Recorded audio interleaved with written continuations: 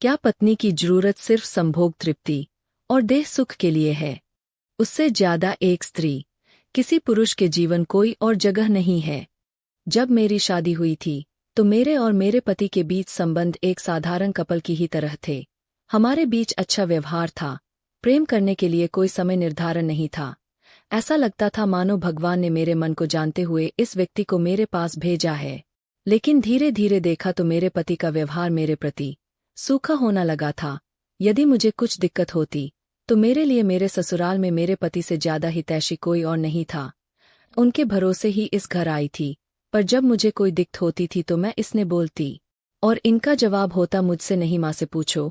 और सभी को पता था माँ गुस्सैल है। पहले मैंने पहल करके माँ के पास गई उसन से पूछने, तो उन्होंने मना कर दिया। मुझे बहुत बुरा लगा।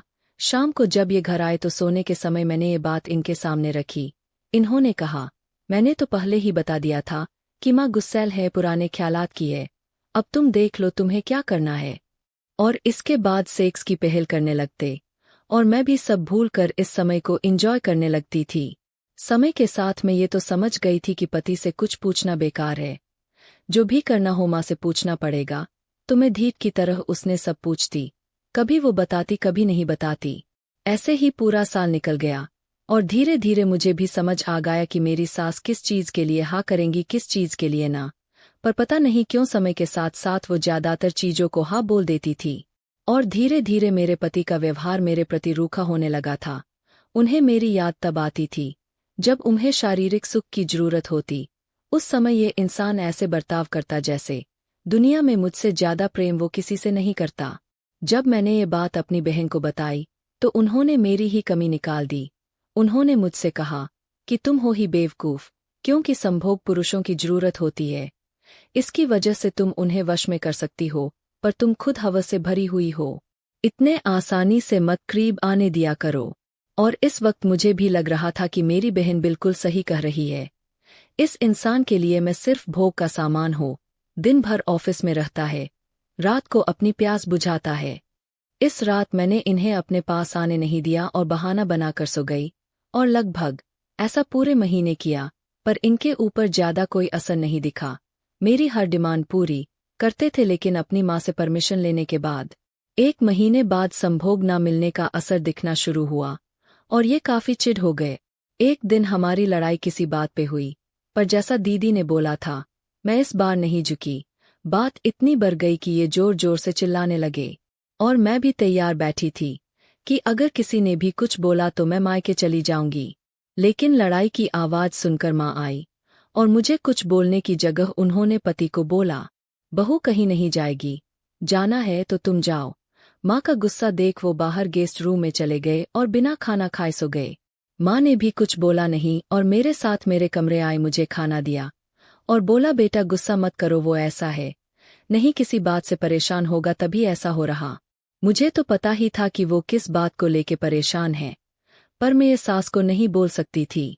3 दिन हमारी बात नहीं हुई, मुझे भी खालीपन लग रहा था। इन्हें ही फिर उनके पास जाके उन्हें अपने कमरे में बुलाया। उनकी नाराजगी देख के मैंने संभोग करने की पहल की, ये सोचते हुए कि शायद सब ठीक हो जाए, पर उन्होंने मुझे रोक दिया और कहा, ये सब क्यों करना है, मेरा मन नहीं है। ये बात सुन के मुझे रोना आने लगा कि मैंने इतना दिल दुखा दिया कि अब मेरे पति को ये बोलना पड़ रहा है। फिर उन्होंने बोला कि मुझे बात करनी है तुमसे। और फिर उन्होंने ये कहा, मुझे पता था कि मेरी माँ गुस्सैल है, दकियानूसी और पुराने ख्याल की है, और मुझे ये भी पता था कि तुम जिद्दी और हर चीज की डिमांड करने वाली हो। अगर शुरुआत में मैं तुम्हारी हर डिमांड पूरी करता तो तुम और जिद्दी होती। तुम्हारी डिमांड पूरी होते देख मेरी माँ को लगता मैं तुम्हारा गुलाम हूँ। इसलिए मैंने तुम्हें बोला जो पूछना है माँ से पूछो। पहले उन्होंने तुम्हें मना किया, पर तुम्हारा नेचर है पूछने का, तुम फिर भी उनसे पूछती रही।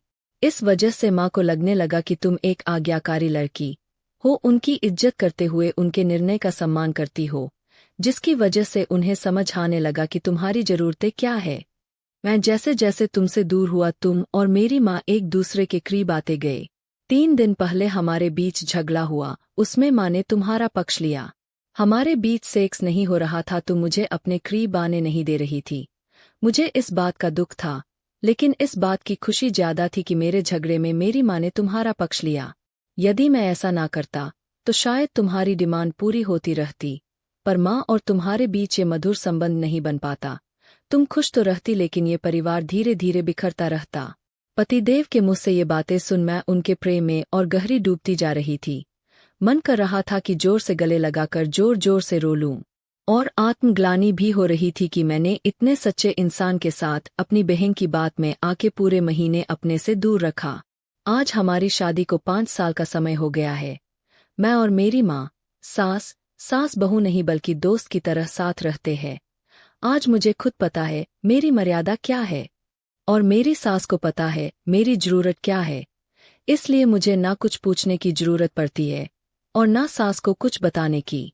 हमारे बीच अच्छे रिश्ते का श्रेय मेरे पति को जाता है, और ये सच है, अगर ससुराल में आपका पति समझदार मिल जाए तो ससुराल भी स्वर्ग जैसा होता है।